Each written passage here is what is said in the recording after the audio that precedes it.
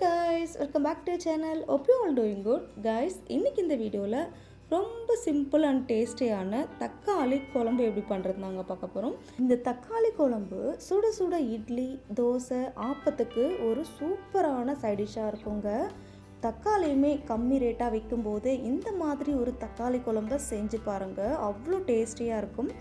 இப்போ வாங்க வீடியோக்குள்ளே போகலாம். வீடியோக்குள்ளே போகிறதுக்கு முன்னாடி நம்மளோட சேனல் ஃபஸ்ட் டைம் பார்க்குறதா இருந்தால் மறக்காமல் சப்ஸ்கிரைப் பண்ணிக்கோங்க, கூடவே பெல் ஐக்கன் கிளிக் பண்ணிக்கோங்க. இந்த தக்காளி குழம்பு பண்ணுறதுக்கு முதல்ல ஒரு குக்கர் எடுத்துக்கோங்க. குக்கரில் நல்ல பழுத்த தக்காளியாக ஒரு 10 எடுத்து நல்லா வாஷ் பண்ணிவிட்டு பிறகு ரேண்டமாக கட் பண்ணி இதில் சேர்த்துக்கோங்க. கூடவே ஒரு மீடியம் சைஸ் வெங்காயத்தை ரஃப்பாக கட் பண்ணி இதில் சேர்த்துக்கோங்க.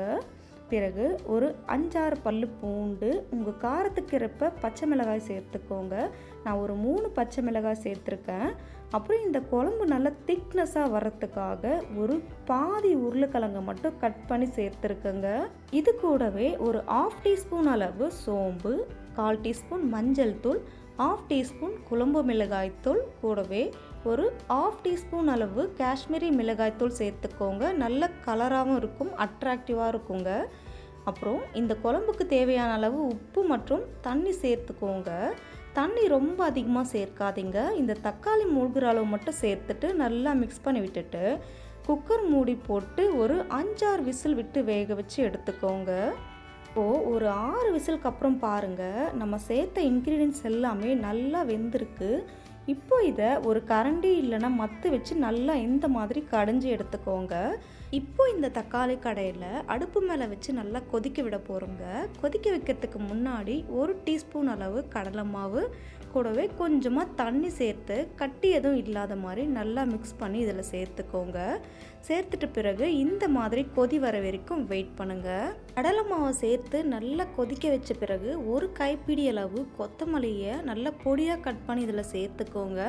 கொத்தமல்லி அதிகமாக சேர்த்தா எந்த பிரச்சனையும் இல்லைங்க, நல்ல கமகமன்னு வாசனையாக இருக்கும். இப்போது தக்காளி குழம்பு நல்லா கொதித்து திக்னஸாக வந்திருக்குங்க.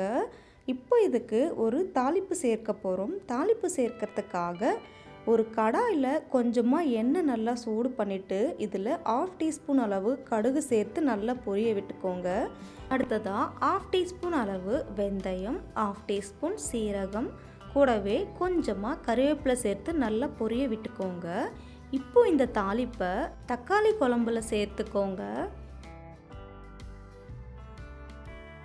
தாளிப்பு சேர்த்த பிறகு நல்லா மிக்ஸ் பண்ணி விட்டுக்கோங்க. மிக்ஸ் பண்ணி விட்டுட்டு உப்பு இருக்கான்னு செக் பண்ணிவிட்டு உப்பு கம்மியாக இருந்தால் இப்போவே சேர்த்துக்கோங்க. அவ்வளோதாங்க, நம்மளோட தக்காளி குழம்பு ரொம்ப சூப்பராகவே ரெடி ஆகிடுச்சு. ஒரே ஒரு முறை இந்த தக்காளி குழம்பை நான் சொன்ன மெத்தட்லேயே ட்ரை பண்ணி பாருங்கள், அவ்வளோ டேஸ்டியாக இருக்குங்க. ஒரு முறை செஞ்சிங்கன்னா போதுங்க, திரும்ப திரும்ப செய்வீங்க. ஏன்னா டேஸ்ட் வேறு லெவலில் இருக்குங்க. இந்த தக்காளி குழம்பை சுட சுட இட்லி, தோசை, ஆப்பத்துக்கு மேலே இந்த குழம்ப நல்லா சொதன்னு ஊற்றி பிசைஞ்சு சாப்பிடும்போது அவ்வளோ ஒரு டேஸ்டியாக இருக்குங்க. கண்டிப்பாக இந்த குழம்பை உங்கள் வீட்டில் ட்ரை பண்ணி பார்த்துட்டு எப்படி இருக்குன்னு கமெண்ட் பண்ணுங்கள். அண்ட் இந்த வீடியோ உங்களுக்கு பிடிச்சிருந்தா லைக், ஷேர், கமெண்ட், மறக்காமல் சப்ஸ்கிரைப் பண்ணுங்கள். தேங்க்யூ ஃபார் வாட்சிங்.